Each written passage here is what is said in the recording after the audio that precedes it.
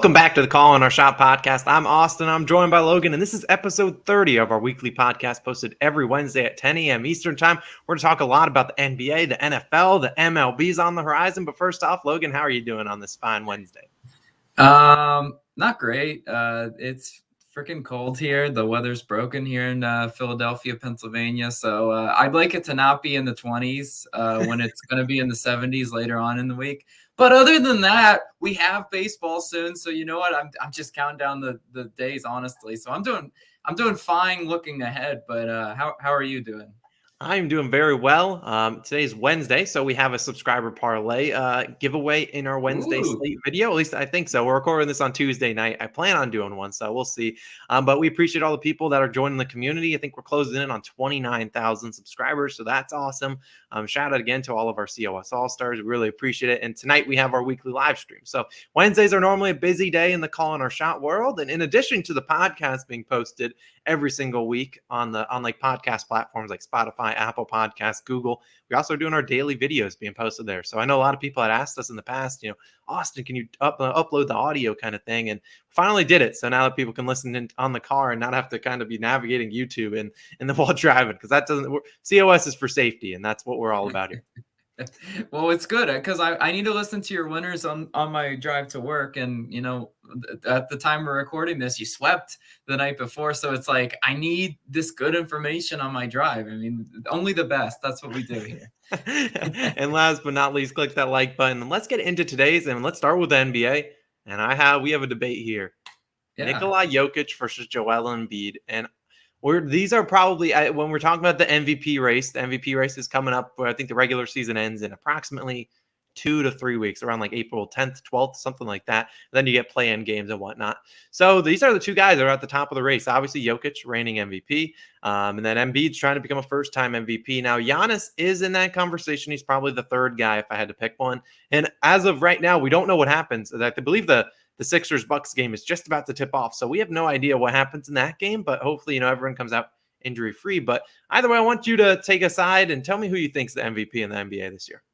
Well, honestly, my answer would have been different a few weeks ago when I was looking at the odds and I was just like, this is Embiid's award to win. But I think the odds makers know something when they make this race a virtual coin flip. I mean, the odds are like, it's pretty much even odds both ways. And there's a reason Jokic is closing ground. He is just absolutely, a statistical phenomenon. Like, I mean, what were we talking about earlier? Jokic leads the league in triple doubles. I mean, isn't that like kind of the definition of MVP? He's doing it all. He's scoring, he's rebounding, he's assisting his teammates. When you look at Jokic's impact on the Nuggets, I mean, they're probably going to make the playoffs. What seed, we don't know yet, but I think just this absolute push. He's putting the whole league on notice, and he's putting the odds makers on notice too, because like I said, I think this was clearly Embiid's, MVP to lose. And now you look at it and you're like, oh, he might actually slip up. Yeah, I can understand where you're coming from in that standpoint that, Jokic has been playing without Michael Porter Jr. majority of the year, Jamal Murray as well. And he has been doing great things. And I have a Joker shirt. You see me wear it time and time again. I take his props. He helped us cash yesterday and get the sweep. Exactly. I love Jokic, but I'm going to go against you in this one. I think this is Joel Embiid's race. And unless something crazy happens throughout the rest of the remaining season, I think Joel Embiid is going to be the MVP. And there's a couple reasons why. Number one, very rare do we see back-to-back MVPs. We did see Giannis get it, and Giannis improved his game drastically from year one to year two. What Jokic is doing this year isn't necessarily different from what we've seen from him last year. I mean, sure, he had Jamal Murray a little bit more last year, and they're still good, but you see it, Joel Embiid, prior to James Harden trade, he was carrying this team. I mean, what was the help that he had on this team? He honestly didn't have much help. Ben Simmons, he had to navigate that whole drama. Then he had Tobias Harris, who was getting paid $40 million to give you 15 points a game. And it was basically Joel Embiid carrying this team. And the fact that they are one game prior to tonight's game against the Bucks, they're one game away from being the first seed in the East. And I think you could have in years past maybe say, Austin, the West is a better conference than the East. But this year, I honestly don't really think it's that much different. I think they're pretty even in terms of conference strength. Obviously, the Suns have the best record. Grizzlies are good too. And, they got the Warriors who have not been good in the past 2 months. But I think you got a lot of good teams. The Heat have been selling, but the Bucks, Celtics have been very good. Bulls have been good all season, and the Nets. I just like Embiid. I think this is his race to lose. He could be up in either leading the league in scoring or number 1 or 2. And the guy's just been so consistent all season long. And so is Jokic. But I think they would rather, this is a storyline thing. And personally, I think they rather give the MVP award to a guy in Philadelphia instead of a back-to-back guy in Denver. But that's just my opinion. Okay. Yeah, it is a narrative award. That's the point I'm willing to concede, right? That's something I can't really argue. But what I can argue is what you just said. You conceded probably the biggest point, and Jokic is doing this without Jamal Murray, without MPJ. I mean, these are huge pieces of the Nuggets that Jokic is like, all right, guys, Bones Highland, get on my back. All right, Will Barton, get on my back tonight. Like he's really doing it all. And meanwhile, Embiid over in Philly is playing with another superstar. I mean, okay, yeah, where he got the Sixers prior to Harden joining them, yeah, that's to be commended. But I think it's kind of the whole "what have you done for me lately" thing. Jokic is doing a lot more than Embiid lately, and this is honestly what's going to stick with whoever decides this award. That's probably what's going to stick in their head most is how they finish out the season. And I think there's just such a tremendous upward trend with Jokic. I mean, I'm excited to see how it finishes, but I mean, dang, a coin flip MVP. Yeah, I'm all in. Yeah, I'm not gonna necessarily go against Jokic. If he gets it, he gets it. I mean, he's obviously leads the league in triple doubles. He's been awesome all Yeah. season long, and so I just think at the end of the day, this is going to come down to a lot where the teams finish in the standings. Now, obviously, there's a lot that could go with both these two teams. Now, the Nuggets are sitting at the 6th seed. They could drop into the play-in game. If they drop into the play-in game, I don't think he gets it. I think unless the Sixers absolutely tank, but the Sixers could finish anywhere from the 1 seed to the 4 seed. So there's really nowhere to kind of project them. But I just love the process, man. I just want to see him get it.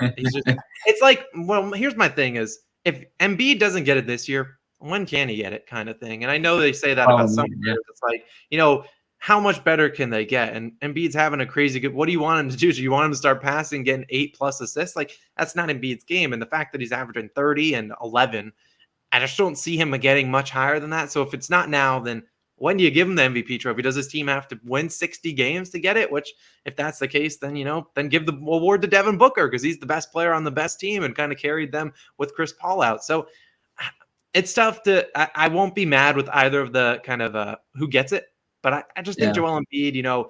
I think Jokic will have the same stats for the next 5+ years, and probably Embiid will too. But I just think a lot of it. I feel like when I think about the stats Jokic puts up, it's unlike anything we've ever seen. So I feel like he'll always be in the MVP race for the next, couple, 5-10 years just because of how good he is. And it's not like his game, he's relatively, knock on wood, been very healthy throughout the majority of his career. So he's not a guy that's going to go up and start dunking on people. That's not his game. He's just kind of a YMCA old guy that just has a lot of fundamentals and we love him for it.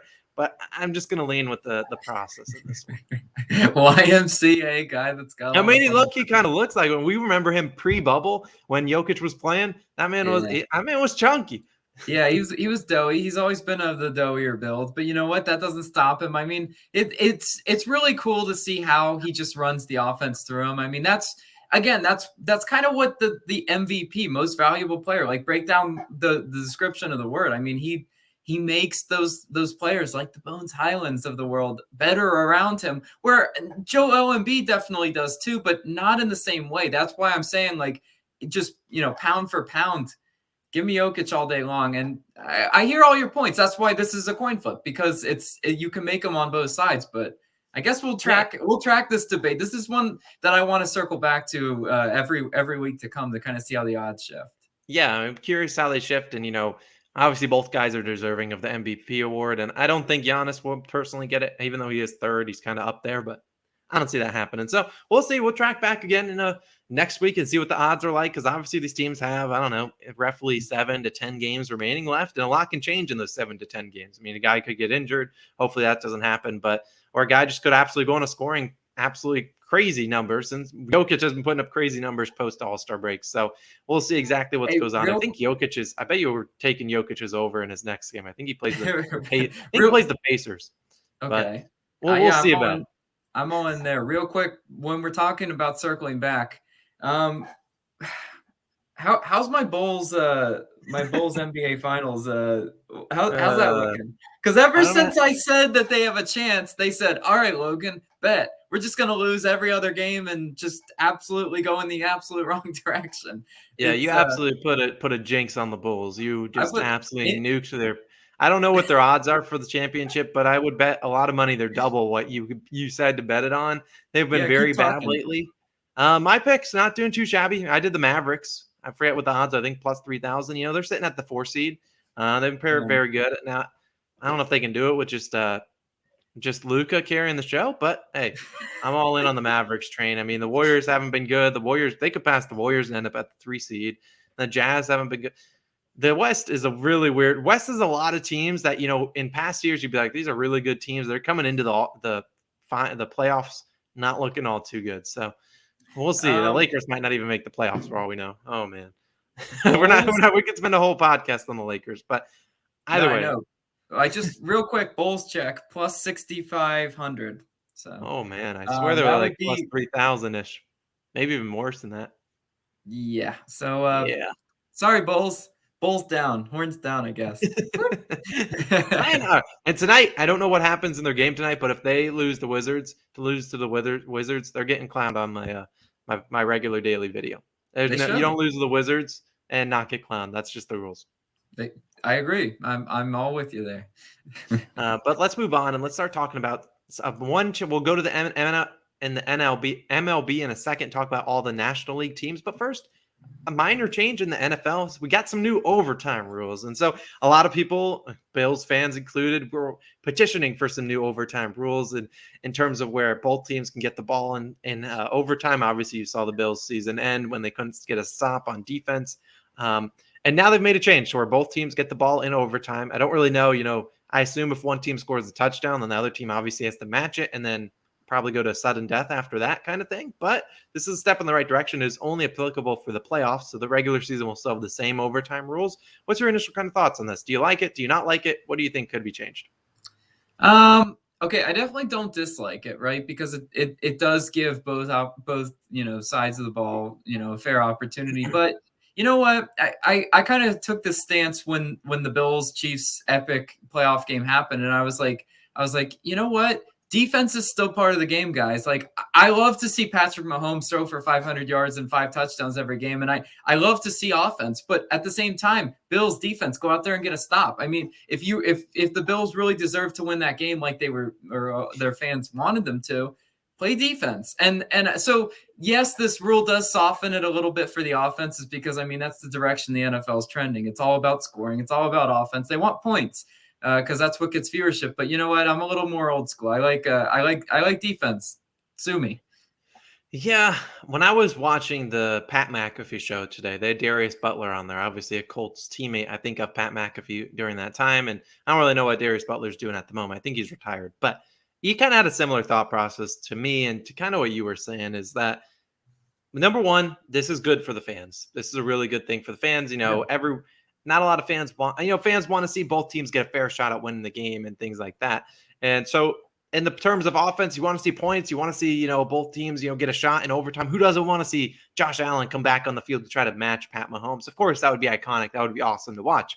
On the flip side, you're right. I mean, defense is part of the game. I mean, they've catered towards the offense so much with penalties to unnecessary roughness, just touching a QB in the head, or everything has been catered towards scoring more points. And while, that might be, good thing maybe for the fans' viewership, I think there's like grace and a certain bit of kind of love to the game to watch a good defensive battle. Now, no one wants to watch two teams that are absolutely terrible turning the ball over left and right. No one wants to watch that. But, you think back to the iconic days of like the Ravens and Steelers matchups. Those games were super low scoring, but it was so fun to watch them because you had Ray Lewis, you had Troy Polamalu on the other side of the ball. You just had those two dynamic and just awesome defenses. It was great to watch. And while I feel like this rule is kind of even taking more away from the defense. If the defense goes out there and just lays an egg, they should kind of be held accountable for that. You can't just rely on no one. I mean, I know a lot of people want to see, Josh Allen versus Patrick Mahomes, but in the end, NFL is a team sport. And I feel like making this rule, and while it's going to be good for the overtime and then in the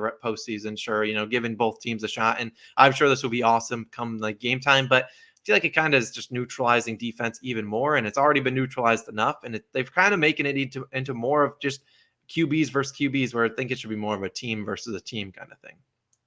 Yeah, it's something that I knew was going to come, especially after watching that game where you had so many people up in arms. And, you know, as an entertainment, see, the NFL at the end of the day is an entertainment thing. They want those storylines. They want the narratives of both quarterbacks get a shot with the ball. But these defenses, you got to remember, these defenses are gassed. This is the end of the game. And quite honestly, in that game, you knew the winner of that game was decided by the coin toss because neither of those defenses at the end had any gas left in the tank.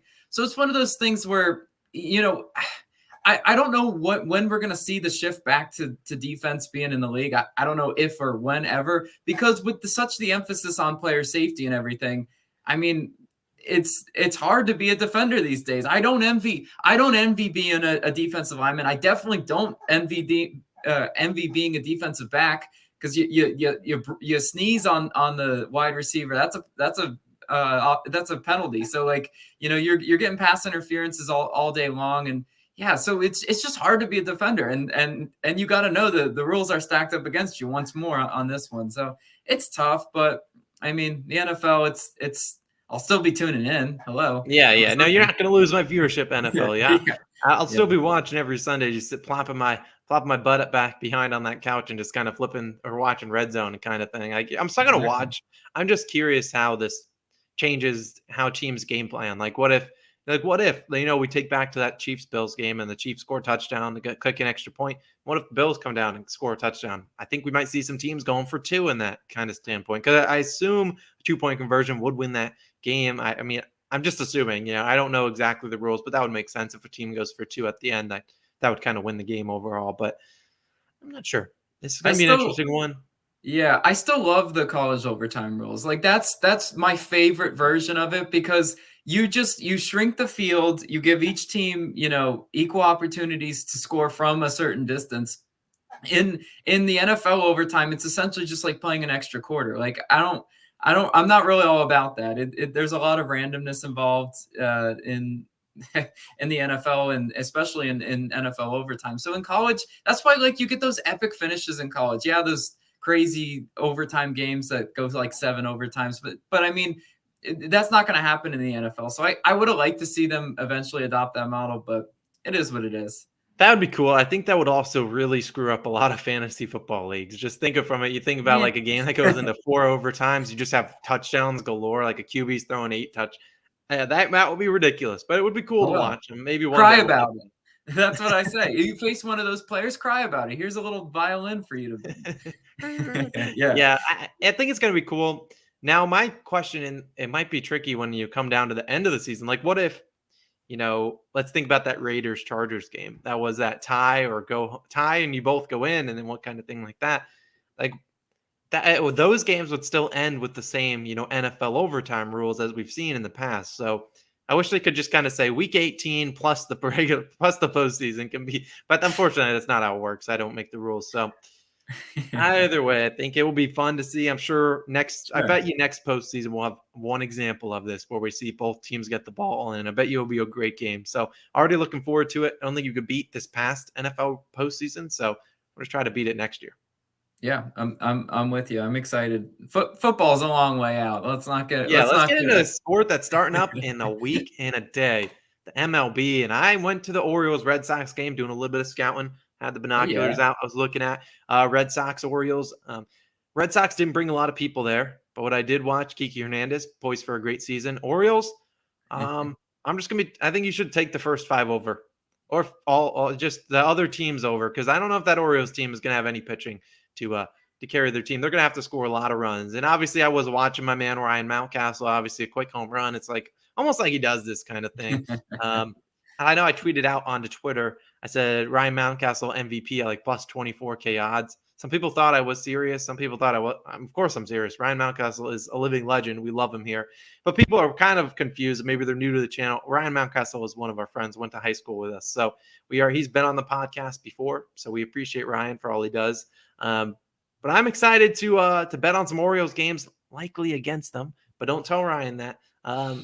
And we're gonna see, because man, that game was interesting. But fun thing from what I saw, so obviously after the game, I got to talk to Ryan, got to say hello to him, but I also got to meet Zach Campbell, which was pretty cool. And Zach Campbell, a lot of people are probably like, "Who the heck?" We're skipping through. Who the heck's this guy? But Zach Campbell's that guy that catches a ton of foul balls. I think he has over 11,000 ever caught. And so I went and watched a video prior to this and kind of listened to more of his story about him catching balls. But he was actually at this random Orioles Red Sox game in Sarasota. And apparently he's caught A-Rod's 3,000th hit, which was a home run. He caught Mike Trout's first home run. He caught Giancarlo Stanton's second home run. A lot of cool baseballs he's caught in his day. So it's cool to see him. He was there at the game. A lot of people were going up to say hello to him. But overall, Orioles Red Sox game, great spring training game. Orioles did catch the W. So let's go. Let's go. Oh, baby. We're back. Well, it's interesting. It's interesting that the Orioles can get it done versus the Red Sox B squad. Plus, well, who pitched Pivetta? Pivetta, right? Wasn't it? I believe so. I believe. Yeah, it was Pivetta plus Kike and the B squad. But yeah, no, that's what spring training. That's why spring training baseball is so much fun to watch. Because you get to see some solid baseball through like probably 3-4 innings, and then they empty the bench and it's like figure out what we got. And a lot of these younger players who are looking to get a call up, this is their time to shine. So I love that aspect of spring training. And honestly, just like looking through. So yeah, I do watch spring training baseball, guys. Sue me. Like I watch it a lot, and hearing all these like hometown announcers on each of the team's local broadcasts just really gets me in the baseball spirit again. Because I remember watching them all from last year, and here they are talking about just the randomest stuff like, hey, my favorite topping to put on a hot dog is this. It's just like it's like that sort of conversation really brings me back to baseball season, because that's when some of these games are blowouts like 10-2 in the sixth inning. They gotta fill time for 3 innings, and here they are talking about the most random stuff. So if you're ever in the market to just watch baseball and hear just some fun banter, tune into these local broadcasts, because I guarantee you, like the Chicago announcers with their Chicago accents, they're fun. The Toronto Blue Jays announcers are some of my favorites. So you just you get all that in baseball. Yeah, spring training. All the announcers are getting their training in too for regular season, and that's what Zach Campbell was saying. People were like, "You going to count these baseballs towards your record?" As he was telling people that he'd caught like 48 baseballs the day prior. He's like, "No, I'm just getting ready for the regular season kind of thing." And I was like, "This guy's an absolute legend." I was like, "What is wrong with this guy?" But hey, he goes crazy, and I don't know how he does it. I need to read. I'm assuming I think he has a book on how he. I don't know, projects where the ball's going. I truthfully don't know, but the man's a living legend. I didn't see if he caught any baseballs there, but I imagine he did. He had a bag. He had like a sack with him that he was carrying around with like baseballs in. And lastly, the umps need to get into regular season form, because I saw some egregious balls and strike calls that I'm like, woof. Like if that's the regular season call, I'm throwing hands. So I'm hoping that they just need to get some rust off there, because that's true. They need to get that ready, because I'll be betting some player props come next Thursday, and we need unless I'm betting some unders, then by all means you can call everything a ball. Let's walk some people, load the bases, get pitchers on out of there, and then we'll be in a good spot. But either way, let's move on and let's start talking about the National League. And last week, if you want to go back to last week's podcast, we talked all about every single American League division. We broke down the AL East, AL Central, and the AL West, and give our predictions, who we thought would finish first and last, and then kind of talked about the other teams. Today, we're doing the National League.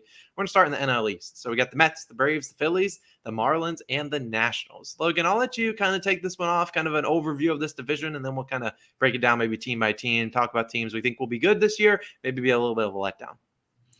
All right, so the NL East is a very intriguing division for me, because it's got my hometown Phillies here, and it's got some really good offseason storylines. Braves, obviously, with Freddie Freeman. Mets loading up that pitching, and then you got these two teams that are kind of lagging behind, and they're not obviously probably going to make any noise. Marlins and the Nationals, but I think the Nationals might be a sneaky team. I'm just putting that out there. If I don't know what their win total is, don't have that offhand, but I think the Nationals, their hitting is definitely going to take a step up from last year. Last year was a weird year. They shipped off their whole team and it became the Fighting Juan Sotos. Well, obviously Juan Soto is going to produce offensively. Pitchers. With this whole NL reshuffling to the DH, it's definitely going to benefit a team like the Nationals, who you can't just, I don't know, you're going to get offense from different positions like Nelson Cruz. We talked about him a little bit pre-show, but I mean, I think just looking at this, I think the winner of this division, it's going to be a hot take, but I think it's going to be the Phillies, and here's why. I think it's just going to be a complete offensive masterpiece because they don't really have the pitching or the defense for that matter. They might be a historically bad defense, but their offense might be historically good. So they're gonna win these games against teams like the Mets and teams like the Marlins and Nationals. High scoring. It's going to be an influx of runs. Their pitching staff, there hasn't been really any shakeups. You know, they've got the Wheeler, the Noah. Yeah, I think it's Phillies first, and I think it's Marlins last. Sorry, Marlins. Get out of here. You don't spend any money. You can't be good when you don't spend any money, Marlins. Hey, don't tell us what to do. I agree with you in the last place. I think the Marlins will be there. And I think it's not going to be particularly close. The Nationals, I can agree with you. Juan Soto is probably going to have to carry this team. But Juan Soto was ridiculous last year, second half post All-Star break. He was really good. He's carrying the team. He's going to need to do a little bit more of that. My team, though, I like the Phillies call. I'll give you some on that. I think Wheeler, they got Eflin, one of our high school alumni. So I can support him. Obviously, Wheeler's pretty solid. They have their pitching staff was decent last year. I expect that to take a little bit of a step back. But I'm going to go with the Mets here because I can't deny their two-headed ace. And arguably, they got 3 and 4 deep in that rotation with obviously Jacob deGrom. Obviously, you all know him. He's obviously one of the best pitchers in the league. And then they went and signed Max Scherzer. It's hard to beat Scherzer and deGrom. And they pitched him out there in a regular or spring training game. They gave you 6 innings of Scherzer, and then they gave you another 3 of deGrom. And I think they were playing the Cardinals. It was like, well, GG to them because they had no chance of winning that game. But I think we all know. And obviously, they have Bassett and they have Walker right behind him. And I don't remember their 5th starter, but those 4 starters, very good all season long. And if those guys can stay healthy, they're going to be in a lot of games. Now, my only concern here is putting up runs. And that was the concern for Jacob deGrom. He would pitch. He'd give up no runs through 5 innings. And he'd be looking at the scoreboard 0-0. And he's like, all right, thank you. And he'd not get any run support. So I'm hoping they get a little more run support from guys like Francisco Lindor or from Pete Alonso, both guys that we know are capable of hitting the hitting the baseball and be a little bit more consistent. And that's what it's going to come down to for the Mets. And I think this year they can do it just based on the pitching alone. I don't think the winner of this division has necessarily 100 games, something crazy like that. I think the winner's going to be in the low 90s. And I think the Mets can do that with that 2-headed attack. Well, I mean, you just mentioned it, right? So they upgraded a position that to me the Mets already had like a middle to upper middle pack team. Now they're cemented in at least probably the top 5 rotations in baseball. But have they really addressed the bats? Like, have they really ensured that they can compete with teams like the Braves and like the Phillies within their division to even put up runs? I mean, the Braves. I know I'm sleeping a little bit on the Braves. I don't love like the Braves rotation. I mean, I think they really caught lightning in a bottle in the World Series. So I think the Braves are due a little bit regression, but they're still going to put up a ton of runs. The Mets are going to have to compete with that. And you've got the Phillies who added Castellanos, who added Schwarber. Like they still have Bryce Harper. Like that's an absolutely daunting offense to face. Yeah. And that's why I'm saying this division is so intriguing because I want to see what happens. Does defense really win out? Because I mean, look, the Phillies on paper are a terrible defense. Like they're going to be playing some out of position players simply because they have to. But like it's gonna be interesting to see what they throw together. But I'm saying like it's contrast of styles. That's what's going to win this division. Yeah, it's going to be an interesting one. I do think the Braves take a step back. Obviously, they had that crazy run to win the World Series. I don't think they can duplicate that. Obviously, losing Freddie Freeman, a guy that's probably big in their locker room. But I want to hype up the Mets before they let me down. We'll probably be bashing the Mets come the first couple weeks of the season as they tank it out. But I just want to bet on that pitching staff and bet on them to get it done. I don't think this division is overall like the best in the league. And their offense, in my opinion, couldn't have been worse than it was last year. They scored the 4th fewest runs. So get up to the top 20 to 15, and that should be good enough as their ERA is going to be one of the lowest in the MLB. Yeah, I don't disagree with you there. I think we're in agreement. It's going to be a contrast of styles. Let's move on to the next division. I don't see any team winning, like pulling away from that division. But let's move on to the NL Central.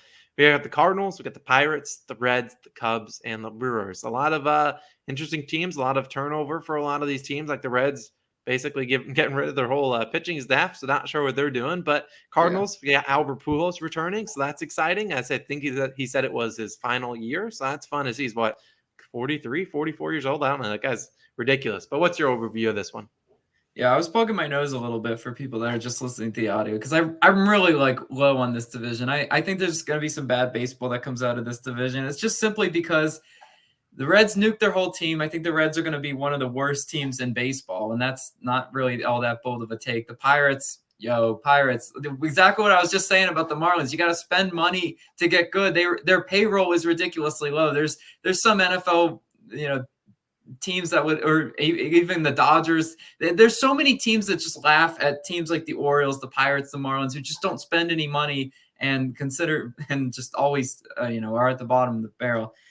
Pirates don't know what you're doing there. And so like it comes down to the Cubs. I'm pulling up like the projected like rotation of the Cubs, and it's interesting to me.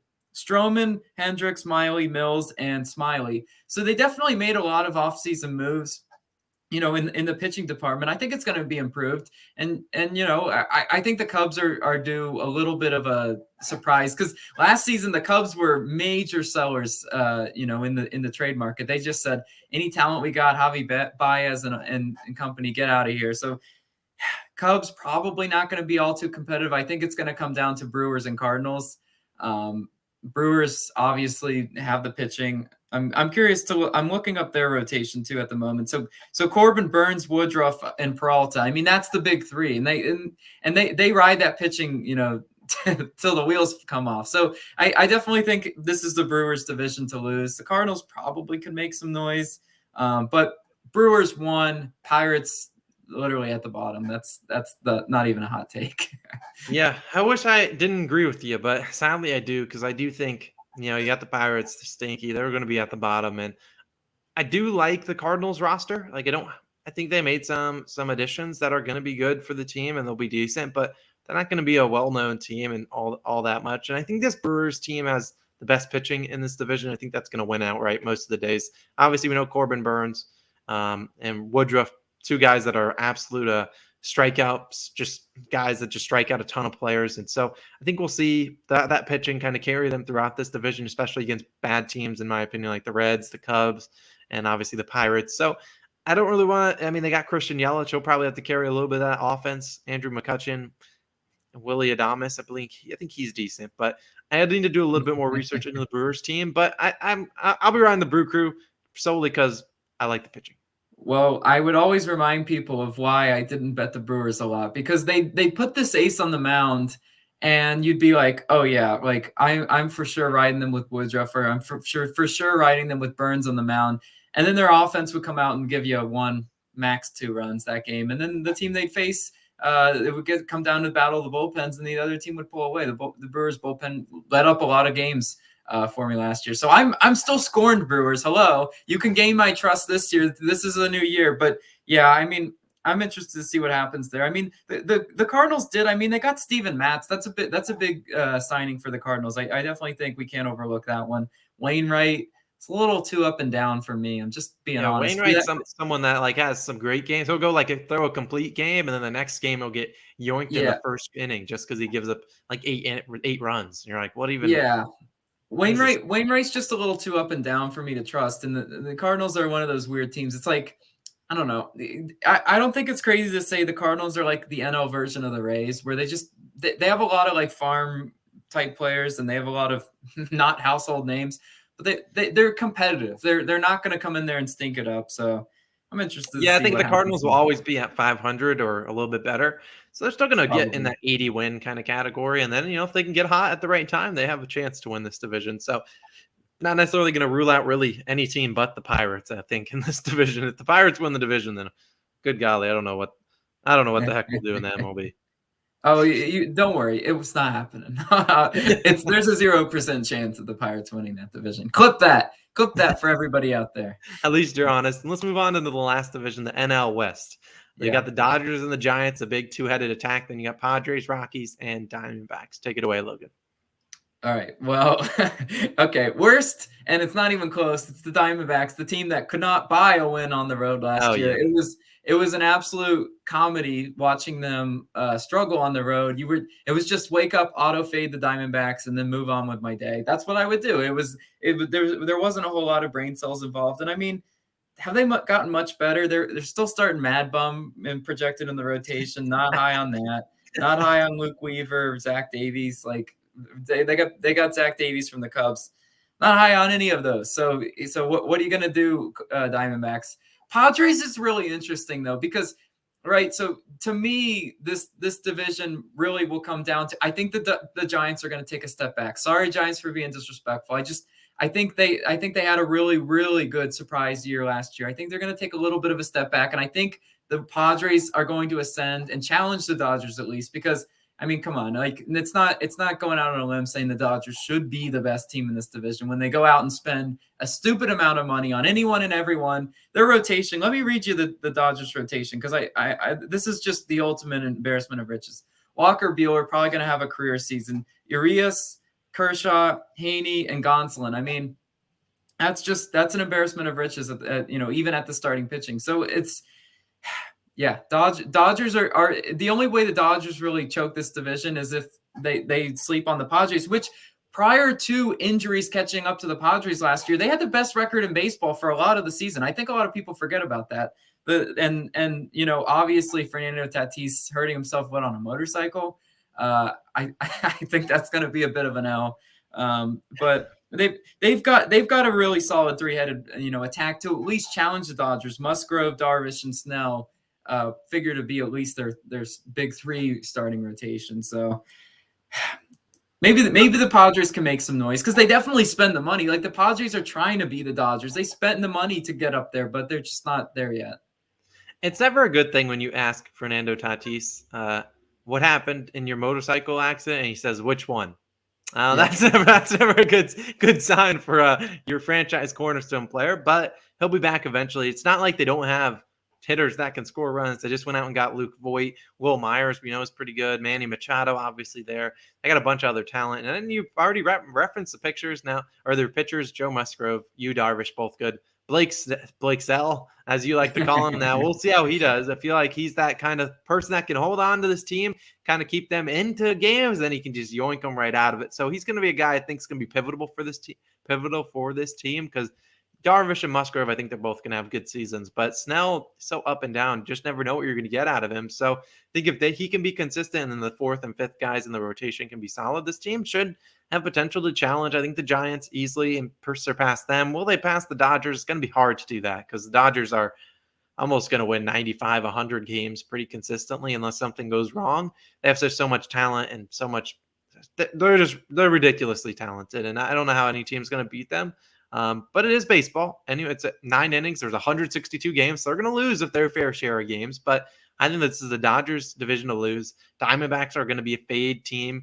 I mean, the Diamondbacks are just absolutely terrible. I just don't know what they're going to do. When Mad Bum's your opening day starter, that's Yurfee written all over it. And we don't bet Yurfees here, but that's a quick Yurfee if I've ever seen one. So yeah, no thanks for the Diamondbacks. I'll just stay away from that team, maybe fade them a little bit as the season goes on. Yeah, and potentially looking at, remember home road splits.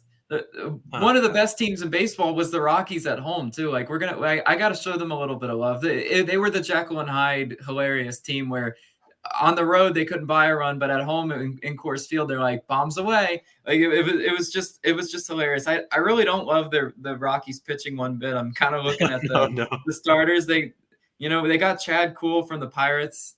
Yuck.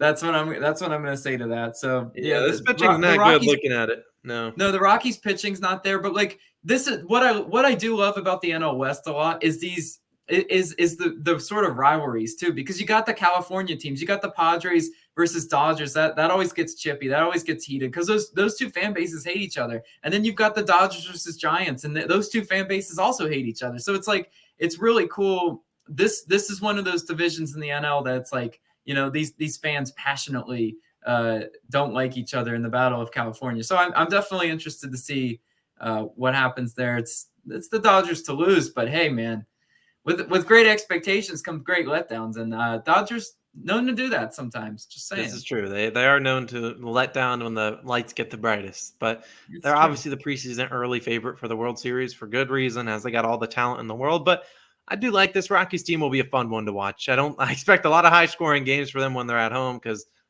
yikes, this pitching staff is not all that good. But they did go out and get Chris Bryant, which might have changed between. I don't know if we talked about him too much on the podcast, but he's a worthwhile addition, and we'll see how the rest of the team can kind of. Charlie Blackmon obviously still there, and we'll see how the rest of kind of the squad can pull it together. It's so weird that their home road splits are just off the wall. I don't understand how that happens. I guess I understand the altitude, but it's so weird that a team can score like 5-6 runs a game on the road, but then at home they average like 3. I don't actually know the splits, but I bet you it was something stupid like that. Yeah, I mean that's the thing with the Rockies. They was just one of those teams so that they look so comfortable, and they got to some really good pitchers. Like I remember they would agitate, the Darvish, the Snells, those types of pitchers when it was in Coors Field. These are ace pitchers, and they were able to hit them with ease. And then on the road versus bad teams that they really should beat, like the Pirates, let's just say. Nowhere to be found. But they left the bats in Coors Field, which is really interesting. You always see that, but Rocky's got the offense to make some noise. The pitching is putrid. I don't know what to do with that list I just read off. It's not any good. It's not a team. Talking betting wise, it's not a team I really ever like to try to predict. I don't know which version of the Rockies we're getting. So that's why usually if you're going to ask me about the Rockies, I usually say, I don't know. Your guess is as good as mine. So yeah, betting the Rockies is like a lose-lose scenario, or I guess big high risk, high reward. Either you bet them, you look like a genius if they come out and do really well. If they yeah. absolutely come out and lay an egg, you got to wear clown nose. You got to be like, dude, I don't know what the heck happened. It's the Rockies. I mean, you fade the Diamondbacks, and that's probably a trend that you'll see your boy on, and until proven otherwise. Fade the Diamondbacks, fade the Pirates, fade maybe the Reds. Just NO, just talking NO. Like so, fade the Orioles in the AL. So like these are the trends that are going to emerge in a baseball season because every now and then, yes, the heavy underdog, the terrible Diamondbacks will win a game. And it will be, I guarantee it will be on a weekend when everyone and their mother's on the Dodgers. And then the Dodgers just have a terrible showing and boom. Chalk it up. Diamondbacks win. Can't predict it. Just got to guess. So. That is sports betting for you. But that's going to wrap up all 6 divisions in the MLB. Obviously, MLB opening day, April 7th. So just a week and a day away. It is not Thursday. It's a week from tomorrow on Thursday. But Logan, any closing thoughts for this podcast? Just talking about baseball again. This feels right. I'm very excited. And if you guys can't already tell, this is more in my wheelhouse. So I'm very excited. Yes, as a baseball casual, as I like to call myself, I will be trying my best with some player props. We'll be doing some fun, but we'll be letting you kind of run the show for the MLB, kind of doing a bunch of different things that are going to be really exciting. Can't wait to announce for the people what we're kind of planning on doing for MLB season besides the daily video, but we got some other cool things in the pipeline. But this has been episode 30 of the Call in Our Shop podcast every Wednesday at 10 a.m. Eastern time. We appreciate you for coming out to the weekly weekly podcast. Tonight will be our weekly live stream if you're listening on Wednesday. We appreciate it from Austin, from Logan. We're going to catch you guys in the next one. Peace out.